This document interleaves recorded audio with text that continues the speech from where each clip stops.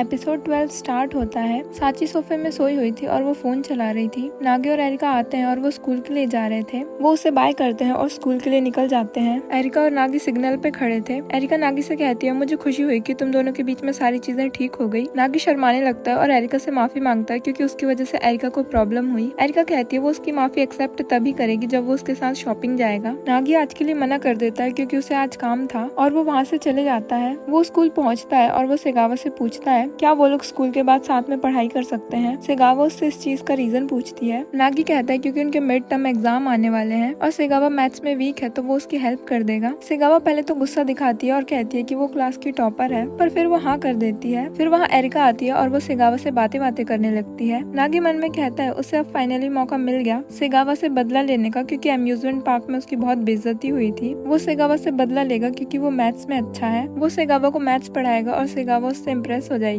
नागी अपने सपने सजा रहा था और बहुत खुश हो रहा था। फिर वहाँ सेगावा आती है। वो दोनों लाइब्रेरी में होते हैं और पढ़ रहे थे। नागी सोचता है उसने लाइब्रेरी में आकर बहुत बड़ी गलती की क्योंकि यहाँ वो लोग बात भी नहीं कर सकते, पर फिर सेगावा नागी को नोट लिख कर देती है। नागी उसे दूसरा नोट लिख के रिप्लाई देता है और वो लोग ऐसे ही बात करने लगते हैं। सेगावा को नागी की बातों पर बहुत हंसी आ रही थी और नागी शर्मा रहा था और सेगावा उसे देखकर विंक करती है। वो लोग पूरा टाइम बस बातें ही करते रह जाते हैं और उनकी पढ़ाई भी नहीं हो पाती। नागी सोचता है कि अब उसे क्या करना चाहिए, वो कहाँ जाकर पढ़े। पहले वो सोचता है कि उसे पार्क जाना चाहिए, पर फिर वो सोचता है कि उसे किसी फैमिली रेस्टोरेंट में जाना चाहिए, पर फिर वो सोचता है उसे कैफे जाना चाहिए, पर वहाँ बहुत खर्चा होगा। और फिर सेगावा उससे पूछती है क्या उसके पास फ्री टाइम है। सीन चेंज होता है। सेगावा नागी को बॉक्सिंग के लिए लाती है। वो लोग थोड़ी कुछ फालतू बातें करते हैं और फिर सेगावा अपनी बॉक्सिंग स्टार्ट करती है और नागी बैग्स पकड़ के खड़ा था। सेगावा पहले वार्म अप करती है और सारे लड़के उसे देख रहे थे। सेगावा नागी से कहती है कि अब उसे तैयार रहना है क्योंकि अब वो अपनी पूरी ताकत इस्तेमाल करेगी। फिर वो अपनी पूरी ताकत से किक करती है और नागी पीछे जाकर गिर जाता है। वहाँ के बाकी लोग भी ये देखकर हैरान रह जाते हैं। सेगावा नागी से माफी मांगती है और वो उसके लिए पानी लेने चले जाती है। नागी को इस चीज से बहुत शर्मिंदगी फील होती है और वो उठता है और वो पंचिंग बैग को पंच करता है। फिर सेगावा वापस आती है और वो लोग बातें करने लगते हैं। एरिका भी वहीं से गुजर रही थी और वो ये सब देख लेती है। वो शॉपिंग करके आ रही थी और उसे ये सब देख के बुरा लगता है क्योंकि नागी उसके साथ शॉपिंग नहीं गया क्योंकि उसे जरूरी काम था, पर वो यहाँ पर सेगावा के साथ टाइम स्पेंड कर रहा है। सीन चेंज होता है। बहुत रात हो चुकी थी। सेगावा और नागी घर जा रहे थे। वो लोग अपने दिन के बारे में बात कर रहे थे कि वो लोगों को एक दूसरे के साथ बहुत मजा आया। सेगावा कहती है वो आज नागी के साथ टाइम स्पेंड करना चाहती थी क्योंकि वो चाहती है कि नागी उसे अच्छे से जान सके, क्योंकि क्या पता फ्यूचर में उन दोनों की राहें एक हो जाएं। नागी सुनकर थोड़ा शॉक हो जाता है और शर्माने लगता है और फिर सेगावा वहाँ से चले जाती है। नागी घर आता है और वो पुशअप्स कर रहा था। साची देखकर एरिका से कहती है कि नागी पागल हो गया है, पर एरिका थोड़ी खोई हुई थी और वो ज्यादा कुछ नहीं कहती। सीन चेंज होता है। अगले दिन नागी स्कूल से आता है। वो देखता है एरिका गेट पे खड़ी थी और वो नागी से कहती है कि उन दोनों को डेट पे जाना होगा। नागी और एरिका शॉपिंग पे जाते हैं। एरिका नागी के लिए कपड़े खरीदती है जो कि काफी एक्सपेंसिव थे। फिर वो लोग शॉपिंग करके घर जा रहे थे और थोड़ी कुछ बातें कर रहे थे। एरिका रास्ते में रुकती है और नागी की तरफ घूरने लगती है। नागी उससे पूछता भी है क्या हुआ, पर एरिका कुछ नहीं बोलती और आगे चले जाती है। नागी एरिका से पूछता है उसका अचानक से डेट का प्लान कैसे बन गया, कहीं वो ये सब मॉम डैड को दिखाने के लिए तो नहीं कर रही। एरिका कहती है ऐसा भी हो सकता है। फिर वो अपने फोन में चेक करने लगती है कि अब उन्हें कहाँ जाना है। नागी सोचता है आखिर एरिका के दिमाग में चल क्या रहा है। सीन चेंज होता है। एक अजगर नागी से लिपटा हुआ था और नागी को उससे बहुत डर लग रहा था। एरिका कहती है उसे रेप्टाइल्स बहुत पसंद है और उसे इस अजगर को पालने का मन कर रहा है। नागी कहता है तुम्हारे पास ऑलरेडी इतने सारे डॉग्स है, तुम अजगर का क्या करोगी। फिर एरिका किंग कोबरा को देखने लगती है और वो ओनर से उसे भी बाहर निकालने के लिए कहती है। नागी बहुत डर जाता है। फिर वो लोग पेट शॉप से बाहर निकलते हैं और एरिका पूछती है अब उन्हें नेक्स्ट क्या करना है। नागी पूछता है अब क्या करना चाहती है वो। एरिका बताती है उसे एक काम और बाकी है। सीन चेंज होता है और वो दोनों रनिंग कर रहे थे। पहले नागी एरिका से आगे निकल जाता है, पर फिर एरिका उसे पीछे छोड़ देती है। फिर वो दोनों एक जगह पर रुककर रेस्ट करते हैं। नागी उससे इन सब चीजों के पीछे का रीजन पूछता है। एरिका कहती है उसने ये सब इसलिए किया क्योंकि नागी को स्पोर्ट्स पसंद है। नागी कहता है उसे पढ़ाई के अलावा कुछ भी नहीं पसंद। फिर एरिका नागी को बताती है कि उसने उसे बॉक्सिंग क्लब में देखा था। वो सेगावा के साथ डेट पे गया था और बहुत चिपक के बातें कर रहा था। एरिका ये सब इसलिए कह रही थी क्योंकि उसे जेलसी हो रही थी और नागी को अपनी हरकतों के बारे में जानकर एम्बेरसमेंट हो रही थी। नागी कहता है वो मेरी क्रश है इसलिए मैं उसके साथ घूम रहा था। एरिका को जलन हो रही थी और वो कहती है मुझे तो देख के तुम स्माइल नहीं करते।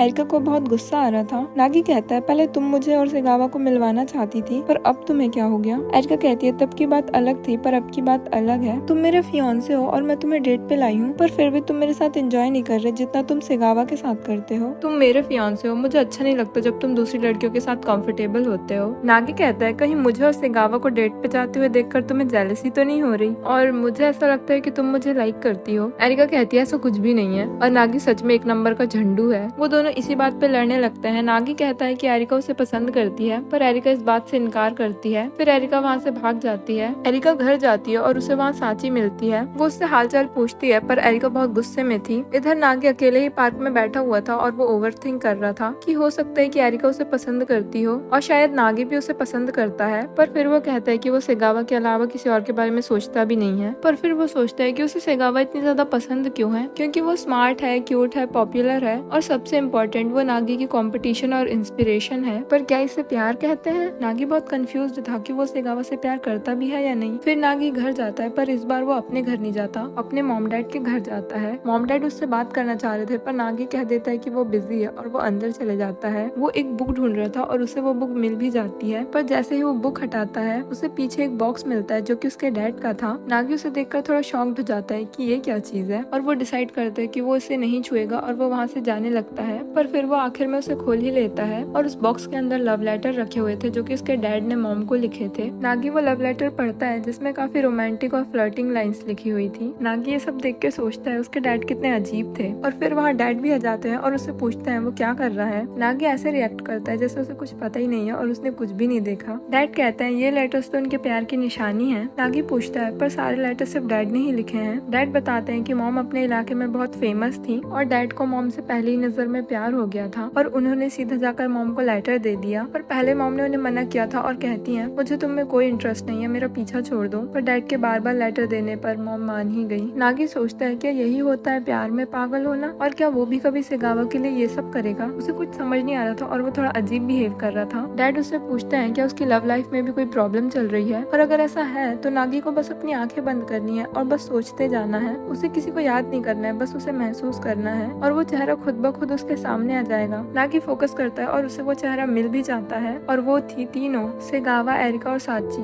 नागी शर्माने लगता है और उसके डैड पूछते हैं तुम्हें एरिका ही दिखाई दे रही है ना। नागी सोचता है उसे तीनों कैसे दिखाई दे रही हैं। एरिका अपने रूम में थी और उसे नागी का टेक्स्ट आता है जिसमें लिखा था हमें इस बात को यहीं छोड़ देना चाहिए। और बस एपिसोड यहीं पर एंड हो जाता है। Don't forget to subscribe. मिलते हैं अगले वीडियो में, तब तक के लिए सायोनारा।